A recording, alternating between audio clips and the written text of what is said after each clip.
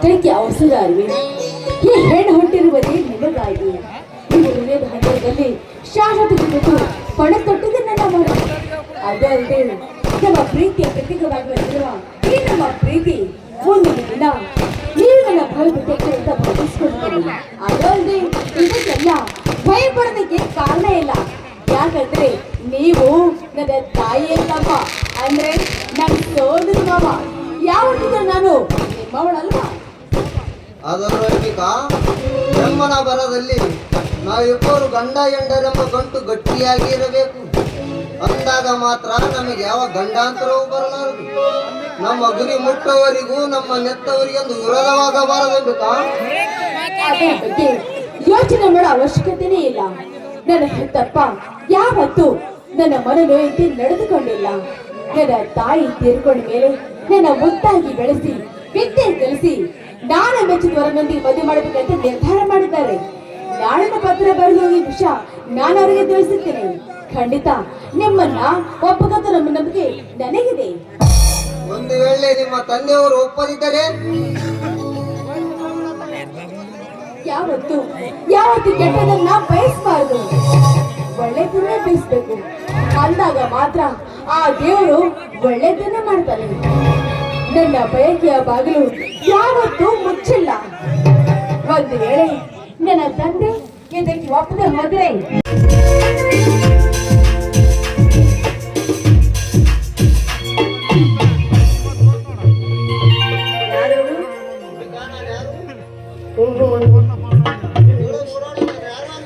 ಹೇಳ್ತೀನಿ.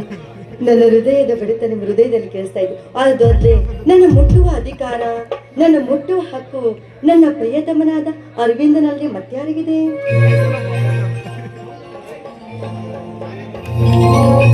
ಹೌದು ನಲ್ಲೇ ನಾನ ಅಂತ ನಿನಗೆ ಹೇಗೆ ಗೊತ್ತಾಯ್ತು?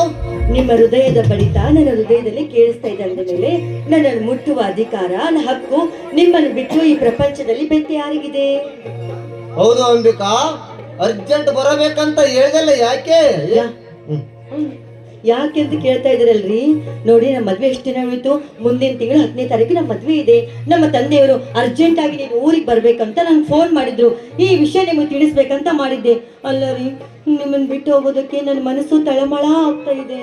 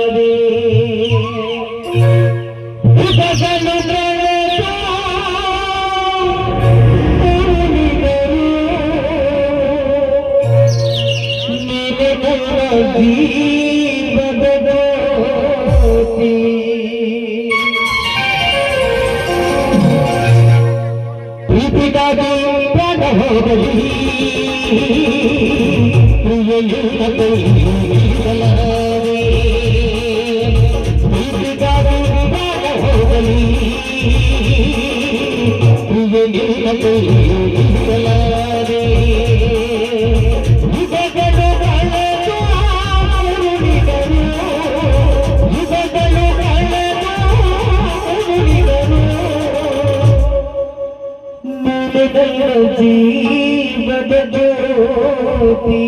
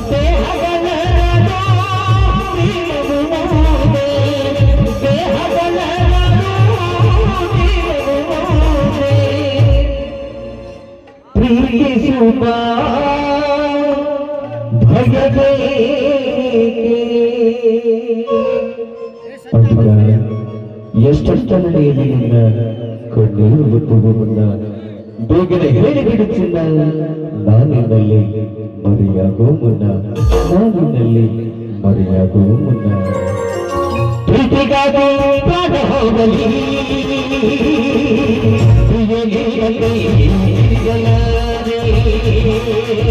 ಪ್ರೀತಿಗಾಗಿ ಪ್ರಾಣ ಹೋಗಲಿ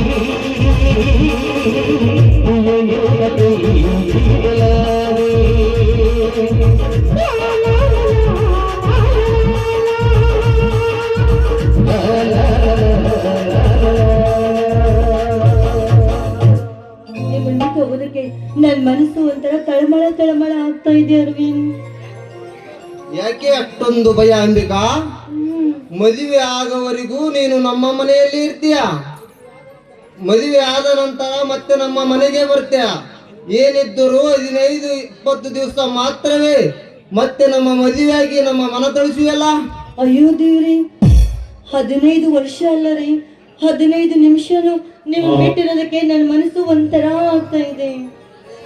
ಅಲ್ಲ ಅಂಬಿಕಾ, ಆಕಸ್ಮಿಕವಾಗಿ ಇವತ್ತು ನಾನು ಸತ್ತು ಹೋದರೆ?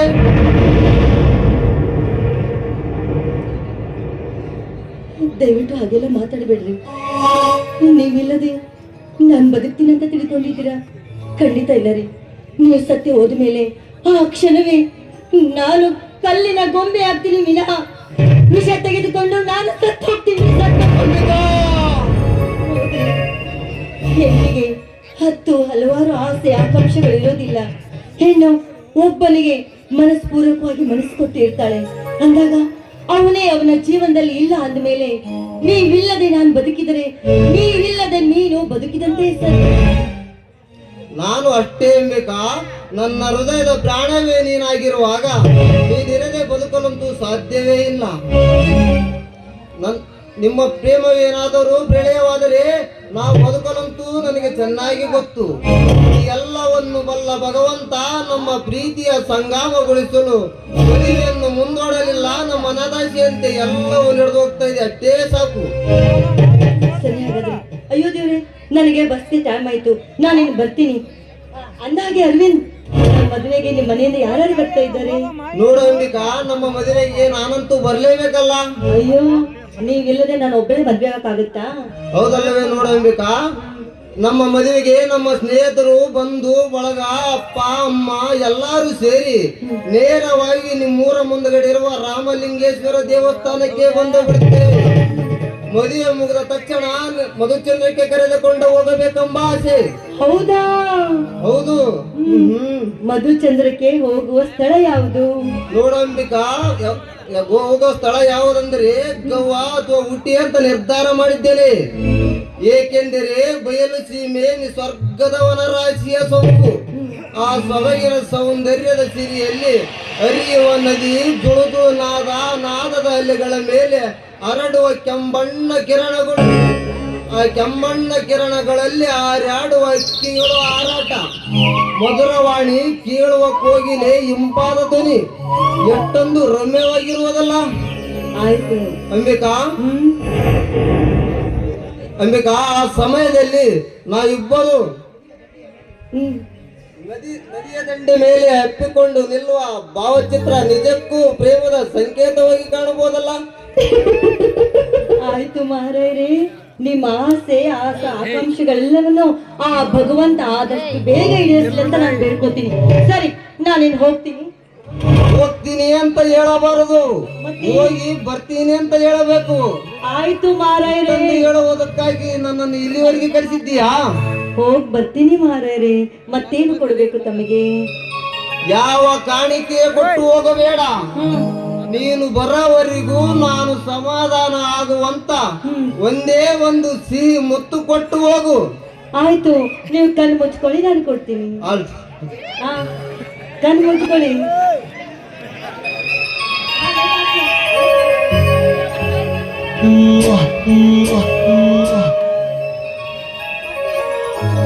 ಕೊಡ್ತೀನಿ ನಾನು.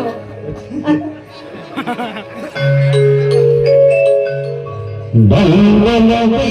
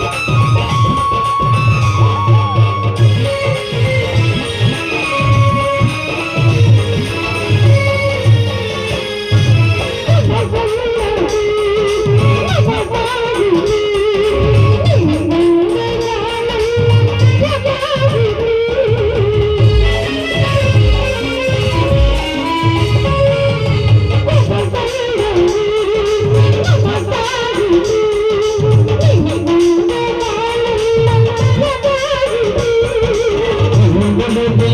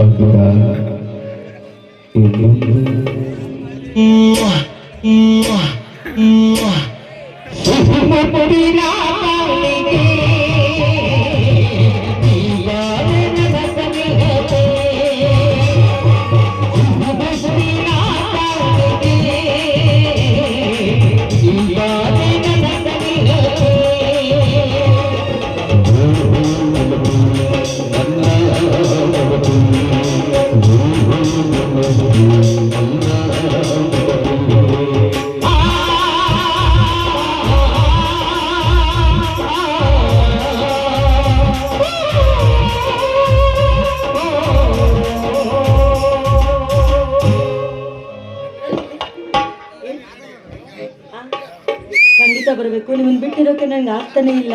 ಹಾ, ಬಂಗಾರ ಭಾಳ ಕಾಸ್ಟ್ಲಿ ಆಗಿದೆ. ನೀವು ನನ್ನ ಮೈ ಮೇಲೆ 10 ತೊಲೆ ಬಂಗಾರ ಹಾಕಬೇಕು. ಕೊಡ್ತೀರ ತಾನೇ? हाय मेरी जान, प्यार भी तुमसे ही करोगी, शादी भी तुमसे ही करोगी. हाय मेरी जान, प्यार भी तुमसे ही करोगी, शादी भी तुमसे ही करोगी. लेकिन किस्मत में धोखा दिया तो कब्रिस्तान में तेरा इंतजार करूंगी.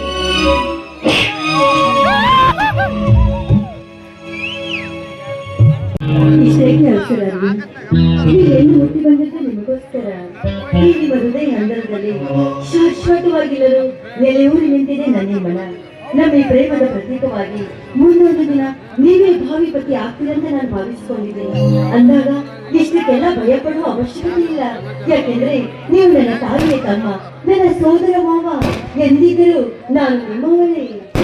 ಆದರೂ ಅನ್ಬೇಕಾ, ಬ್ರಹ್ಮನ ಬರದಲ್ಲಿ ನಾವಿಬ್ಬರು ಗಂಡ ಹೆಂಡರೆಂಬ ಗಂಟು ಗಟ್ಟಿಯಾಗಿರಬೇಕು.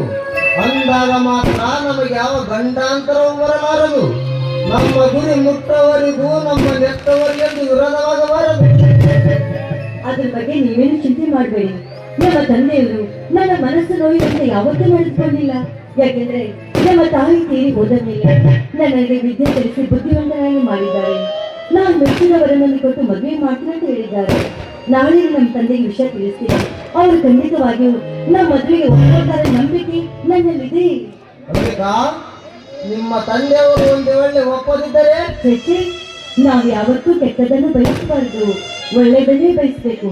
ಅಂದಾಗ ಮಾತ್ರ ಆ ಭಗವಂತ ನಮಗೆ ಒಳ್ಳೆಯದನ್ನೇ ಮಾಡ್ತಾನೆ. ನೋಡಿ, ನಮ್ಮ ತಂದೆಯವರು ಈ ಮದುವೆ ಒಪ್ಕೊಳ್ಳದೆ ಹೋದ್ರೆ ನನ್ನ ಪ್ರಾಣದ ಮೇಲೆ ಹಂಗನ್ನು ತೊರೆದಾದ್ರು ನಾನು ನಿಮ್ಮನ್ನ ಮದುವೆ ಆಗ್ತೀನಿ. ಇದಕ್ಕೆ ಆ ಶಿವನ ಸಾಕ್ಷಿ ಮಾಡಿ. ಒಂದು ವೇಳೆ ನೀವು ನನ್ನ ಮರೆತು ಬೇರೆ ನನ್ನ ಮದುವೆ ಆದ್ರೆ ಈ ಮಾತುಗಳ ಕನಸಿನಲ್ಲಿ ಸಹ ನನಸಲಾಗಿದೆ. ಒಂದು ರೋಮಗಳಲ್ಲಿ ನೀನೇ ತುಂಬಿಕೊಂಡಿರುವೆ. ಒಂದು ದಿನ ನಿನ್ನನ್ನು ನೋಡದೆ ಹೋದರೆ ಎಂದು ನಾನು ಉಪವಾಸ ಮಲಗುತ್ತೇನೆ. ಉಂಡರೂ ಅದು ವಿಷಯವಾಗುತ್ತದೆ. ಮರೆತು ಮಲಗಿದರೆ ಆಕಾಶಕ್ಕೆ ಕಳಿಸಿ ಬಿದ್ದಂತೆ ಆಗುತ್ತದೆ. ನಿನ್ನನ್ನು ಮರೆತು ಬದುಕುವ ಮಾತಂತೂ ನನ್ನ ಮನದಲ್ಲಿ ಯಾವತ್ತೂ ಇಲ್ಲ. ಯಾವತ್ತೂ ಇಲ್ಲ. ಬದುಕಿದರೆ ನಿನ್ನೊಂದಿಗೆ ಬದುಕುವೆ, ಸತ್ತರು ನಿನ್ನೊಂದಿಗೆ ಸಾಯುವೆ. ಇದು ನನ್ನ ಮನಸ್ಸಿನ ನಿರ್ಧಾರ. ನಾನು ಅಷ್ಟೇ ಅರ್ವಿನ್, ಈ ದೇಹದ ದೇವರೇ ನೀನಂತ ಭಾವಿಸಿಕೊಂಡಿದ್ದೀನಿ. ಈಗಾಗಲೇ ನಾವು ಮಾನಸಿಕವಾಗಿ ಮದುವೆ ಆದಂತೆ ಸರಿ. ಈ ಮದುವೆ ಎಂಬ ಮೂಢನಂಬಿಕೆನ ಮುಂದಿಡುವುದು ಬೇಡ. ಹೆತ್ತರು ಒಪ್ಪಿಗೆ ಪಡೆದ ಸಾಕು. ಈ ಬದುಕೆಂಬ ದೋಣಿಯಲ್ಲಿ ನಗುನಗ್ತಾ ಸಾಗಿದ್ರೆ ಅದೇ ನಮಗೆ ಸ್ವರ್ಗ. ಅಂಬಿಕಾ, ಸ್ವರ್ಗ, ಸಿರಿ, ಸಂಪತ್ತು ಇದೆಲ್ಲ ಯಾವುದು ಬೇಡ. ನಿನ್ನ ಪವಿತ್ರ ಪ್ರೇಮ, ಶ್ರೀಮಂತಿಕೆ, ಶೀಲ ಸ್ವರ್ಗದ ಸಮಾನತೆ. ನಿನ್ನ ಸೌಂದರ್ಯ, ಶ್ರೀಗಂಧದ ಪರಿಮಳದಷ್ಟು ನಿನ್ನ ಪರಿಶುದ್ಧ ಗುಣ, ಇದರ ಮುಂದೆ ನನ್ನ ಕಣ್ಣಲ್ಲಿ ಸ್ವರ್ಗ ನನ್ನ ಕಣ್ಣಲ್ಲಿ ಕೀಳಾಗಿ ಕಾಣುವುದು. ಸಾಕು ಸಾಕು, ತುಂಬಾ ವರ್ಣನೆ ಮಾಡ್ತಾ ಇದ್ರ ನೀವು. ಏನ್ರಿ ನನ್ನ ಗುಣಗಳನ್ನ ಅಷ್ಟು ಬೇಗ ಅರ್ಥ ಮಾಡ್ಕೊಂಡ್ರೆ ನೀವು? ಅಂಬು, ನಿನ್ನ ಸೌಂದರ್ಯದ ಮುಂದೆ ರಂಬೆ, ಊರ್ವಶಿ, ಮೇನಿಕಾ ತೃಣ ಸಮಾನ.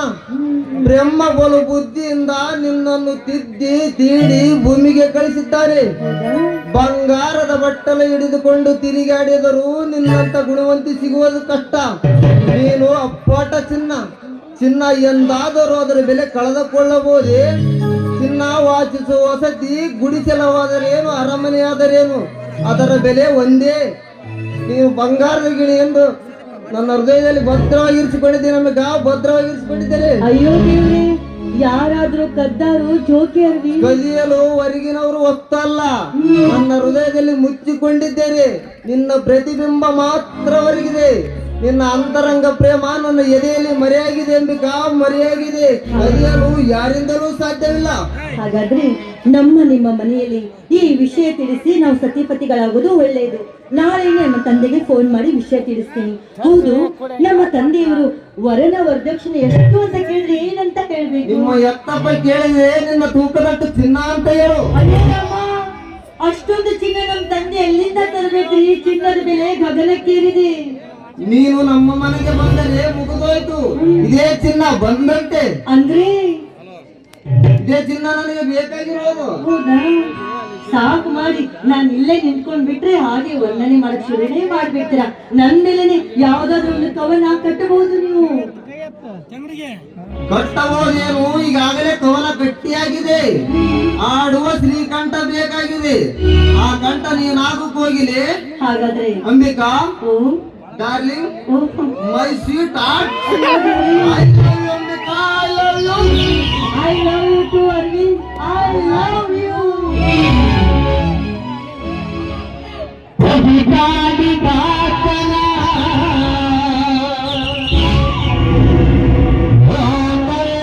ಚಾಪುತ್ತಲೇ ಈ ಬಾಳ ಬೈದಿದೆ ನೀನಾಗುತ್ತಾ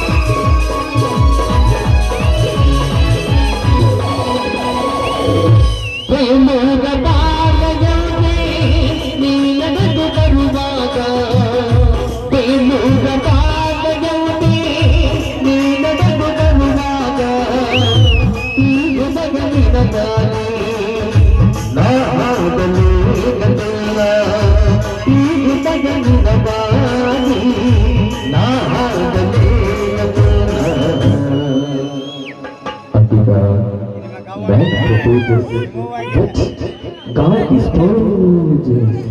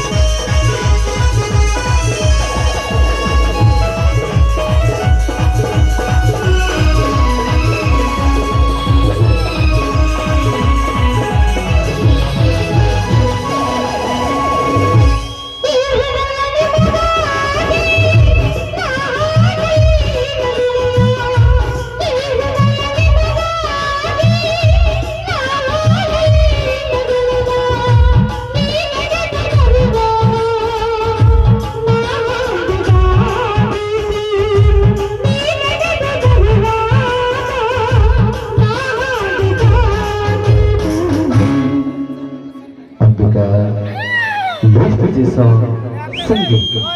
Life is a game, play it. Life is a love, enjoy. कविता विधाना आनल जागंतले कविता विधाना आनल जागंतले गीता डबले गीता डबले गीता डबले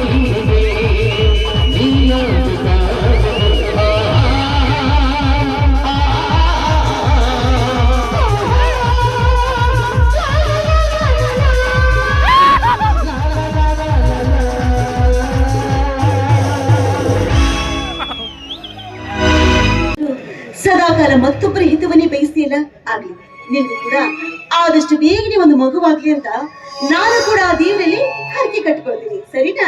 ಅವರ ನಿಮ್ಮ ಮಾತಿನ್ಯಾಗ ನಂದೊಂದು ವಿಷಯನ ಮರ್ತ್ಬಿಟ್ಟಿದ್ರಿ ಅವರ. ಏನು? ಈಗ ನನ್ ಹೇಳ್ತೀರಿ ಗರ್ಭವತಿ ಅದಾರ್ರಿ. ನಿನ್ನೆ ಹೇಳ್ತಿ? ನನ್ ಹೇಳ್ತಿ ಗರ್ಭವತಿ ಅದಾರ. ಅಡ್ಯಾಕಂತ ತವ್ರ ಮನೆಗೆ ಹೋಗ್ಯಾಳ್ರಿ. ಅದಕ್ಕ ನಾನು ನನ್ನ ಹೆಂಡತಿ ಊರಿಗೆ ಹೋಗ್ಬೇಕಂತ ವಿಚಾರ ಮಾಡಿದ್ರಿ ಅಪ್ಪಾರ. ಒಂಟಿರ್ಬೇಕು ಹೋಗದೆ ಇನ್ನೇನ್ ಮಾಡ್ತೀಯ? ಏ ರುದ್ರ, ಇಂಥ ಸಂತೋಷದ ವಿಷಯನ ಮೊದಲೇ ನಮ್ಗೆ ಯಾಕೆ ತಿಳಿಸ್ಲಿಲ್ಲ ನೀನು? ಅಲ್ಲೋ, ನಾನು ನನ್ನ ಹೆಂಡತಿ ಜಮ್ ಅಂತ ಬಂದು ನಿಮ್ ಮನೆಗೆ ಬಂದು ನಿನ್ನ ಹೆಂಡತಿಗೆ ಸೀಮಂತ ಕಾರಣ ಮಾಡಿ ಬರ್ತಾ ಇದ್ವಿ. ಏ, ಈ ವಿಷಯ ತಿಳಿಸ್ಬಾರ್ದು ನೀನು? ಅಪ್ಪರ ತಿಳಿಸ್ಬೇಕಂದ್ರೆ ಸ್ವಲ್ಪ ನಾಚಿಗೆ ಬಂತ್ರಿ ಅಪ್ಪರ. ಅದರ ನಂಬಿಕೆ ನನಗಿದೆ. ಸರಿ, ಹಾಗಾದ್ರೆ ನಾನು ಅವ್ರ ಕಾಲೇಜ್ ಹತ್ರ ಹೋಗಿ ಅವರನ್ನ ಕರ್ಕೊಂಡು ಬಂದ್ರಾಯ್ತು.